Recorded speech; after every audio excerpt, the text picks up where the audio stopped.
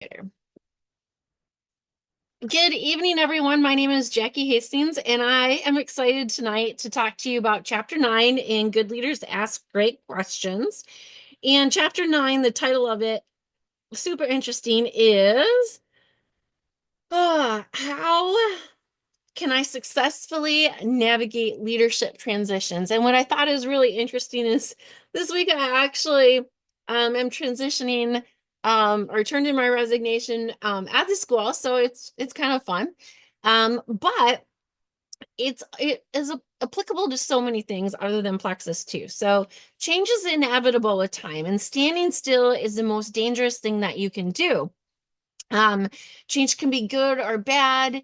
A lot of it isn't how we look at things. So we can change for good towards improvement, or we can change towards bad if we just become restless, if we're unhappy.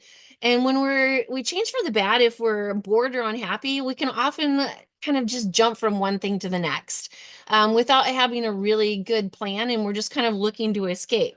So it's important to be willing to hold steady until there's an opportunity for something better. And making sure that we know if we've given the best where we're at now, or and not moving until you have. So you may have somebody, for instance, who started Plexus and maybe they're not exactly where they're at, or like, oh, I'm not getting the results I want, whether it's in business or with their products. So you might ask some questions. Questions are always good. Have you given it the best shot that you could with this? Have you tried your best with this? Have you been consistent with products? Have you been consistent with posting? Have you been consistent with following up with people? Have you given good energy to it? And if the answer to any of those questions are no, it's probably not the best time to make a jump because you're not really putting your all into it. If you can say with 100% certainty that you've given it your all in all of those things, then maybe it is time for you to leave, but on a high note, right? So I like the questions on page 233 that he talked about, where um, you're asking, do I desire to move away from something or move towards something? So are you trying to escape responsibility, whether that's personal responsibility or something else, or just you don't like the people you're working with, or God only knows what? Have you given it your best where you're at now? Am I trying to get away from pain or go towards growth? And am I willing to be patient and wait for a fantastic opportunity to present itself? So those are always some really good questions to ask for that. And consider the possibilities. There's trade-offs. Anywhere you go, you talk about the grass is greener on the other side. Not always. The grass is greener where you actually put the work into it, right? So there's trade-offs. Patience and maturity will empower you to consider your possibilities as you seek to transition. You definitely need to take the time to study, pray, reflect, plan, read, write. And that's why it's really important, to journal what you're doing, to have those checkoffs, to have the IPA, to have if you need a little thing to put your pills in so that you're actually consistently taking your stuff. Um, Look for opportunities to talk to people who are ahead of you. So someone who's maybe further on in their journey and may have been through some things and can give you some feedback and some encouragement. Weigh your risks and rewards. So if you do a risk assessment, tap into your passion. Are the rewards greater than the risk? So some people might say, I don't want to do the Plexus business. I'm afraid people might think I'm a weirdo. Well, you know what? Is being a weirdo in your head worth the money, the time, the opportunity you have to help other people? In my mind, it is. But sometimes you have to stop and pause and think about those things. Or did you maybe set your goals too high to start off with and not do the things that you need to do to obtain those? So those are all really important. And if maybe you haven't hit those goals, you can recover. Pause, pray, look at those things, talk to people for help. And it's okay to fail, but it's not smart to fail in a way that you can't recover from. So if you say today, you know what? Tomorrow I'm going to be diamond, that's not going to happen, right? Or if you say, I'm going to lose 30 pounds this month, those are not realistic goals. So have you set your goals realistic so that you can actually obtain them? Okay, keep moving on. Sorry, my hands are not, there we go. Okay, affirmation from your inner circle. So Yourself is your first thing. You have to know where your heart is and have your own confidence. And if you're not confident in your own self, it's going to be really hard when you run into some of these struggles, and you may want to run away, right? Um, That's why it's important to hold yourself accountable, give yourself a time frame, and ask others to help you. Input will make it clear if you have looked into all the details. Maybe you haven't been drinking your water. Maybe you've been drinking alcohol more often. Maybe your diet isn't as great. There's all kinds of things can impact your success. Maybe you haven't had the personal growth that you need in order to grow in this business either. So take action and move forward. And once you decide it's right, just do it. Don't hang out in the maybe I could, maybe I should world. Just do the dang thing. The indecision and inaction are what people hurt the most from. And when people don't take those risks, they slowly die away and wonder what could have been. Those are not things you always want that you want to have in your head. So just do the doggone things. What steps can a leader take to implement the changes? So all change does not represent progress, but without change, there can be no progress. So you have to look at what changes need to be made. And it's not always easy to do that, but you have to when we're looking at these changes, is it a cosmetic change or is it true change? So when you look at, maybe I'm not getting the results I want with my business. And you go in and you just change your face page, your cover photo, and you're not really doing the growth in the personal growth books. You're not reaching out to those people. You're not actually following your own advice. You've done a cosmetic change, but you've not done a culture change. So you have to really look at what you're changing and make sure it's not just surface level. Let go of yesterday so you can go tomorrow. You know what? If you failed yesterday, today's a new day. Tomorrow's a new day. Learn and grow from where you may have made mistakes in the past. It's okay. We learn best from those things, but you can't get stuck there. We'll say to people, it's okay to go into the hole a little bit, but when somebody hands you a shovel, are you digging that hole deeper, or are you going to dig yourself out of it? So those are really important things that you need to do. And think about your clear message. You want to do simplicity and power with that. Good leaders will take the complex and make it simple. So if you have somebody just starting off and you overwhelm them with a whole lot of stuff, which for me is really easy to do because I'm a nerd and I think of all these things and I want to give everybody all this information, but people can't always suck all that in. You can overwhelm them. Give them a clear message. Hey, do you want to start today? Are you ready to start tomorrow? Can you drink your water today? Can you take your supplements before bed at night? Can you give somebody an easy step? Can you put up a post today? Can you reach out to one person? Can you follow up with somebody? Those are simple, easy tasks that you can do, and you can give somebody things to do that are easily done. You also have to believe in people. So first of all, you have to believe in yourself, because if you don't believe in yourself, nobody's going to follow you. People will see your lack of belief and they'll fall off, right? So work on your own belief and then work on helping others with theirs. You have to believe in the cause and who will make the changes. So those are all super important things. Anytime there's a change, there's opportunity. It's important in an organization that leader is energized, and that energy will move them forward. So if you're just saying to people, you want to do this, it's good. They it doesn't do anything. Or if on your page and stuff, you're not promoting positivity and all those things, people aren't going to believe this is a health and happiness and wellness opportunity for people. So activate the belief in yourself and in others. So sometimes we run into barriers. It's real life. So you have to ask yourself, what internal barriers do I need to remove personally to help facilitate the needed changes? What policies are antithetical to the needed changes and how can I remove them? What unnecessary tasks can be eliminated to free people and implement needed changes? What resources can be freed up to help people make changes if possible? Who's trying to obstruct needed changes and how can I get these people to change? So, starting off with what internal barriers? Do I believe this can work? Do I want to make this work? And you can ask this for your people too, right? If you have somebody who isn't getting the results that they want. What are the things, the policies that need to change, and how can I remove them? So maybe it's something on your own belief thing. What unnecessary tasks can be eliminated? So if somebody's thinking they have to do something completely exactly one way or the other, maybe it isn't walking 10,000 steps a day. Can you ask them to do five? What kind of things, little things can you do? Or, instead of spending an hour watching TV at night, could you do 15 minutes of reaching out to people instead? Where are you wasting time at? Where are your people wasting time at? What resources can be freed up? So a lot of times people say they don't have the money to do these things. Where are they spending their money? Can you help them look at some of the junk things they might be spending money on, or give them the opportunity on how they can share?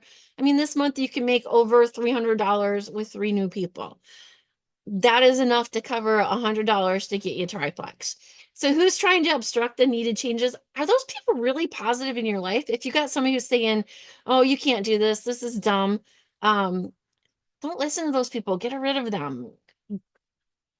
Take that out. So help those people remove barriers. If you have somebody who's saying, "I can't remember to take my products," what habit can you tie them to? Can you put them by your toothbrush at night and in the morning so that you take them with that? Can you put them by your coffee mug or your purse? Can you put things in your desk drawers so that you have them at work? If they're saying they have trouble with book club or posting or reaching out to people, can you do 3 reach outs before you start scrolling each day? Can you have some posts laid out ahead of time at night? What things can you do to help them remove the barriers to be successful? So one of the things that we look at as a leader versus a producer is changing your mindset. So a producer will concentrate on tasks where a leader will look at the team. Um, there's a lot of things where as a leader you're going to look at the big picture and not just focused on yourself. So instead of being on this me-centered world, where can you look at the big picture and help people out more? And part of that is building relationships with people, lifting them up and encouraging them and give them gratitude. Thank you for hopping on book club with me tonight. I appreciate you. You know what? I'm really proud of you for being able to get your water in today. I'm so proud of you for putting up a post. Even if they've gotten no joins, how can you celebrate the little wins that they've got? And celebrating those little wins is something that may give somebody that courage to continue, that maybe they were doubting themselves. Hey, you know what?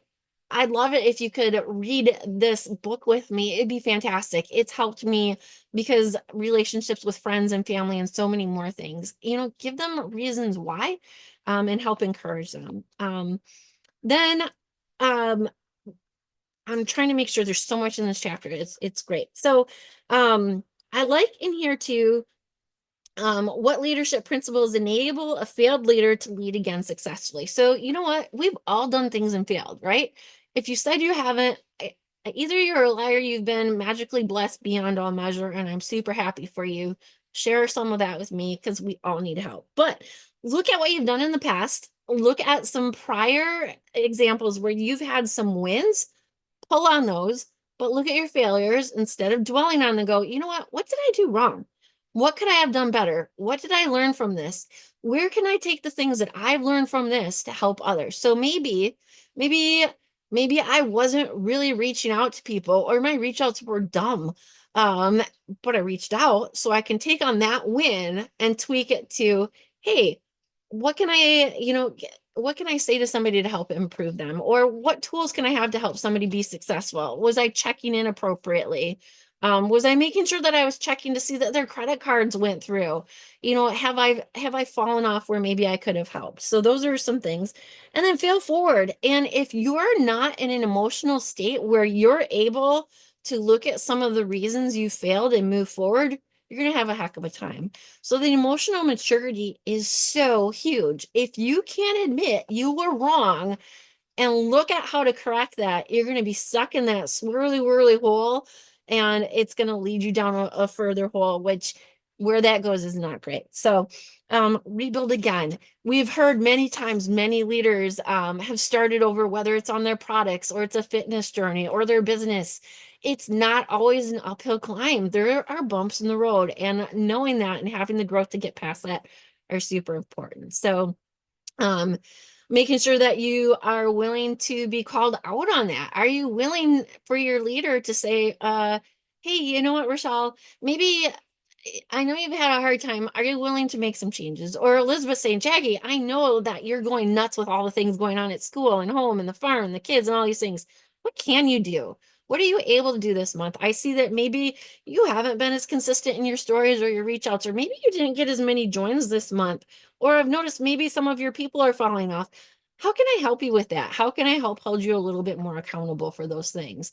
If I was in a good place, I'd be like, man, she's driving me nuts. Why is she doing that? But I have to know and understand that my leader is doing that out of love and care and concern for me.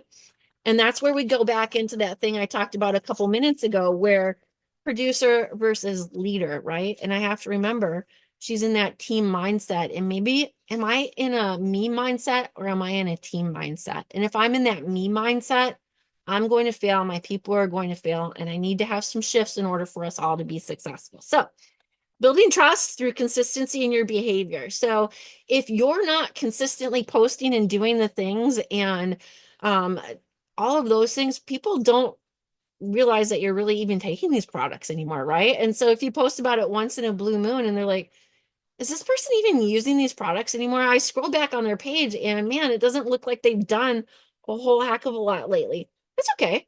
It happens. Go back, be consistent. If you want your people to be consistent, you have to lead by example. And when you do that, you help them see how easy it is to be consistent, and you can help them to do the same. So, um, and then those are some of the biggest things I got out of there. There's some more things in this chapter about successors. And I'm not talking about us successing or succession for quitting. I'm talking about passing it on for a bigger team to grow throughout. Looking at the legacy business of, you know what, if I were to get hit by a train tomorrow, I would want it set up so that my team can carry on without me. How can they pass on to their team and their team and their team and continue to grow? Not that I'm quitting Plexus, but what happens if something happens to me, right? Or I get sick or something else. So I want to look at, instead of holding everything for me, only knowing how to do things, how can I share with others? And have we set up our team page? Have we set up our people going to resources? Instead of me always telling somebody the example or the answer to something and me being the sole resource, have I empowered my people to be able to find the answers on their own? So those are some really important things to do for our people as leaders so that they can do the same for their people. Maybe when somebody's first starting off, you might help them set up their subscription and do those things. But if every month you're going into their account and doing those things, that person's going to go, man, I can never do this myself because I don't have the time to set up all this stuff for all of these people. So if you maybe help them the first time and then they do it from then on, you're teaching them, you're showing them how it is possible versus giving yourself a really ridiculously large job that doesn't feel pass onable, if that's a word, to the next person. So those are some things that I thought were really important.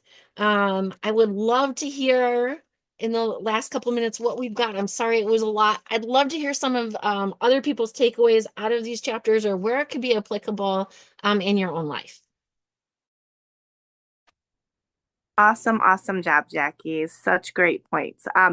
I really took home the section on believing in yourself and like the reflection questions on what to ask yourself and, to pull out what is holding me back? What is it that I lack belief in myself that I can do this? Do I really want this?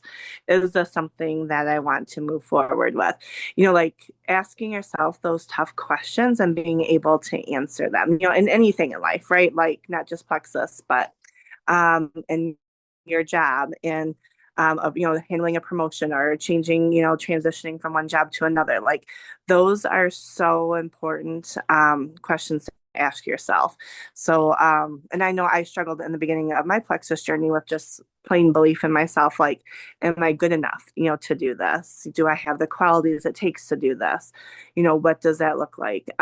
So those are some tough questions that I had to ask myself, and write the narrative to, right? Because the original answers were very negative, because I didn't believe in myself. So learning how to write the narrative to make it possible. So awesome job. Thank you. Um, what sort of things have you found that have helped you figure out that narrative and build the belief? I think those are some important questions because there's times where all of us struggle. What sort of things have you found that have helped you with some of those barriers? Having great leaders and you and Elizabeth help tremendously to help, get to the bottom of those questions. But for belief in myself, just realizing like whether you think you can or think you can't, either way, you're right, really sticks out. Positive affirmations. Personal growth through these book clubs has been by far the best tool to help build belief in yourself, help build that um, emotional IQ, emotional maturity, help to think logically rather than based on your emotions and how to separate those.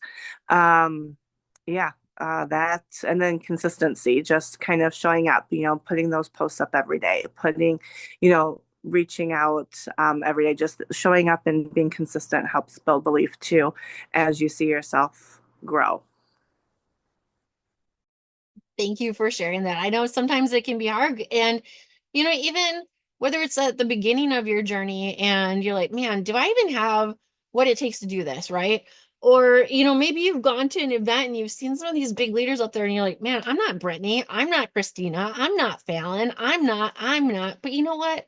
Doggone it, I'm Jackie and I want things and I want to be able to do this because I want to be able to do XYZ or whatever. So, or even later in your journey, if you run into a bumper, maybe some of your team has fallen off, and you're like, crap, what have I done? Taking those little pauses and going, you know what? Do I want to do this? Why do I want to do this? Do I still have the belief I need to do this? Why am I not reaching out to the people like I said I'm doing? Why am I not following up the way I should be doing? Getting to the root of a lot of those, I think, is so important. And even when we have some of those bumps, because bumps happen, right? Looking at it and go, do I want to do this? How do I want to do this? What do I see myself doing? What do I want for my people above and below me? Is this bigger than just me? Is it part of the team? And again, going back to that producer versus leader mentality, I think is super huge.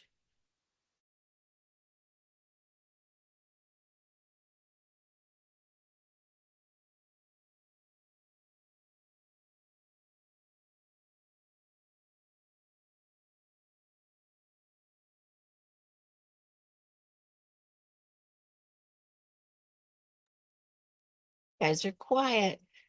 Looking at the risks versus the rewards, Steve, I'm going to ask you, what are some of the risks versus the rewards that you've seen with Plexus?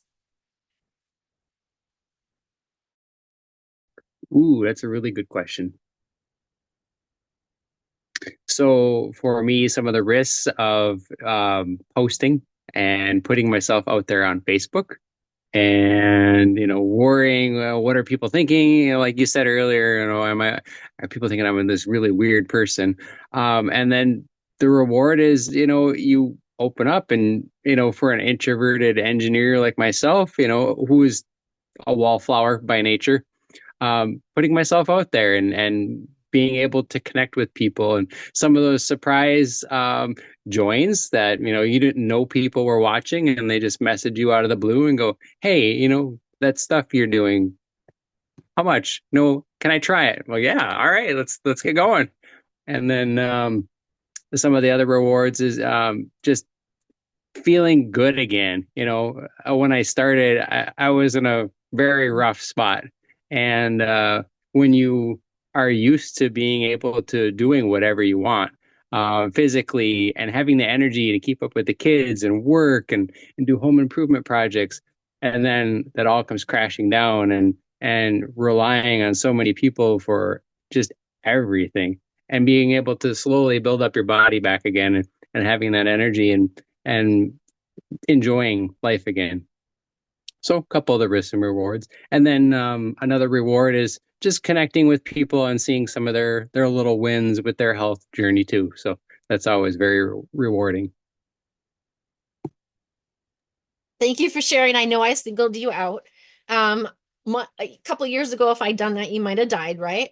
But Elizabeth and I were talking about the whole risk and reward, and what you were talking about is those little simple things that you started in the beginning, going back to the beginning of what we were, being excited about the opportunity that we have for people, being excited about small changes, whether it's you can poop daily, whether you have a little bit more energy, whether your hair isn't falling out, whether it is, maybe you're not as grumpy of a mom, maybe you have a little bit better sleep, maybe your weight is down a little bit, maybe your rings fit better or your face isn't as puffy. Just those little wins, we have to remember to go back to the excitement that we had about that and wanting to just share and say, hey, Rochelle, I have this super cool program that I've been using. Would you like to do this with me? It's easy. Can we get started today? It's those little simple asks. We don't need to make it this super long 800-mile script. Super simple, reaching out to people, sharing what we know and love because we have an opportunity to help people. You know what? Hey, those people on your team that have fallen off, reaching back out to them. Brenda, you started this months ago. I may not have followed up as well as I should have. Remember how you felt when you were doing this? What's changed since then, and how can I help you? It's reconnecting, redoing those things, reestablishing those relationships, having that love of the products and the business that we all have, and going back to that and the excitement. The excitement is catchy, celebrating those rewards is catchy, and that definitely spurs on momentum. So, with our 1 minute to go, I'm going to end on that note. And I'm really looking forward to this next call. And thank you all for joining me tonight. I appreciate you.